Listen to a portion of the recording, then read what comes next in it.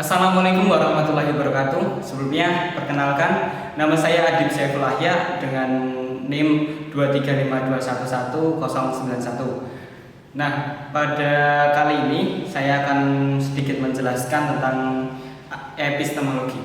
Nah, apa sih epistemologi itu?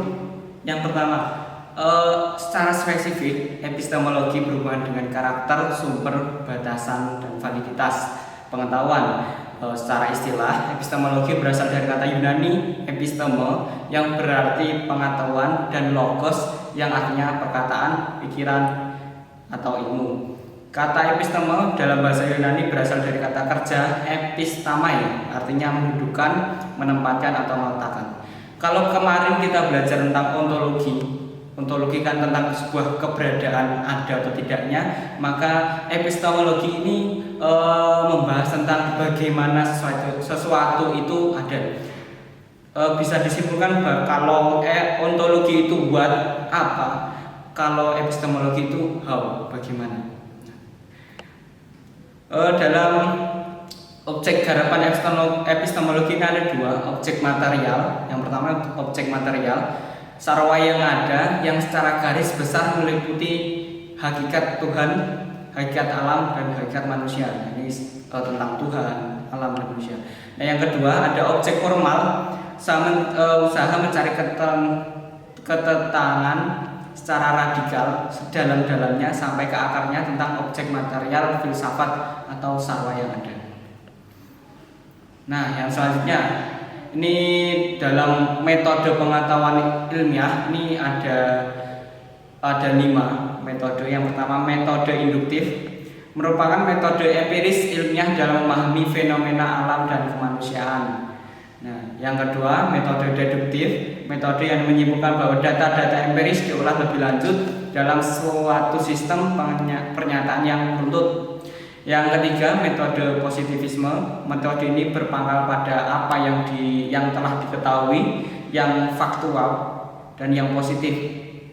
Yang keempat metode kontemplatif, metode yang mengatakan adanya keterbatasan indera dan akal manusia sehingga pengetahuan yang dihasilkan berbeda-beda. Nah, setiap orang pasti mempunyai pikiran yang berbeda. Nah, yang kelima, yang terakhir metode dialektis. Metode ini mula-mula berarti metode tanya jawab untuk mencapai kejernihan filsafat. Nah, yang selanjutnya kita akan belajar tentang aliran epistemologi. Dalam epistemologi ada 4 aliran. Yang pertama empirisme, doktrin filsafat yang menekankan peranan pengalaman dalam memperoleh pengetahuan dan mengecilkan peranan akal. Nah, ini kalau kita bicara tentang empirisme ini lebih ke pengalaman dan mengecilkan peranan akal. Jadi pengetahuan itu dalam aliran empirisme ini pengalaman itu adalah sumber dari pengetahuan. Yang kedua ada rasionalisme, pandangan bahwa kita mengetahui apa yang kita pikirkan dan akal mempunyai kemampuan untuk mengungkapkan kebenaran dengan diri sendiri. Nah, ini berkebalikan dengan aliran empirisme. Dalam aliran rasionalisme itu semua pengetahuan itu bersumber pada akal pikiran atau akal budi kita. Jadi dalam aliran ini ada sebuah kata, itu kalau Anda berpikir berarti Anda hidup, Anda berpengetahuan. Yang selanjutnya ada aliran kritisisme, pengetahuan kita tentang semua realitas eksternal hanya penampakan, yakni hanya pandangan kita mengenainya. Jadi bisa dimisalkan sebuah kacamata. Misal kalau kita lihat laptop dengan kacamata yang kuning, maka jika kita ditanya maka apa warna laptop tersebut, maka kita akan menjawab bahwa laptop itu berwarna kuning. Jadi kritisisme ini berawal dari pandangan atau panca indera yang lalu kita pikirkan atau kita olah dengan akal budi. Jadi ini gabungan dari apa yang kita lihat dan apa yang kita ketahui atau pengalaman kita. Nah, yang terakhir ada intuisionisme. Paham yang menekan tidak berperantaranya pengetahuan atau bukti-bukti dari karakter ide-ide tertentu. Nah ini jadi setiap pandangan orang itu berbeda-beda, maka keluarlah aliran ini atau kalau aliran intuisionisme. Nah, untuk metode ilmiah, mungkin kita sudah tidak asing lagi dengan metode ini.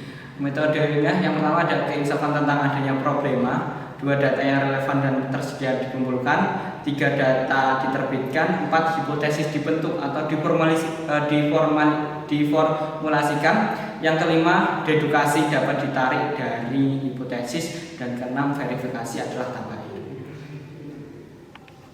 Nah, untuk struktur pengetahuan ilmiah ini ada jenis-jenis sasaran. Setiap cabang jenis-jenis sasarannya ada. Setiap cabang ilmu khusus mempunyai sasaran atau objek sebenarnya atau proper object yang dapat dibedakan menjadi objek material dan objek formal yang kita udah bahas pada awal video tadi. Yang kedua ada bentuk-bentuk pernyataan. Berbagai keterangan mengenai objek sebenarnya itu dituangkan dalam pernyataan-pernyataan. Kumpulan pernyataan yang memuat pengetahuan ilmiah yang mempunyai 2 bentuk, yaitu deskripsi dan preskripsi. Nah, kesimpulannya, epistemologi merupakan salah satu objek kajian dalam filsafat dalam mengembangkan menunjukkan bahwa epistemologi secara langsung berhubungan secara radikal atau mendalam dengan diri dan kehidupan manusia. Pokok kajian epistemologi akan sangat menonjol bila dikaitkan dengan pembahasan mengenai hakikat epistemologi itu sendiri. Nah, jadi bisa kita simpulkan kalau ontologi itu what, maka epistemologi itu how atau bagaimana sesuatu itu terjadi. Kalau disimpulkan kalau ontologi itu bagaimana rumah, misal rumah itu atau tidak. Kalau epistemologi itu bagaimana kita membuat rumah. Jadi proses dalam pembuatannya atau proses dalam terjadinya suatu ilmu.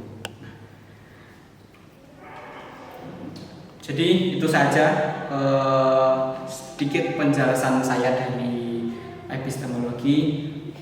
Bila ada salah kata saya mohon maaf. Sekian dan wassalamualaikum warahmatullahi wabarakatuh.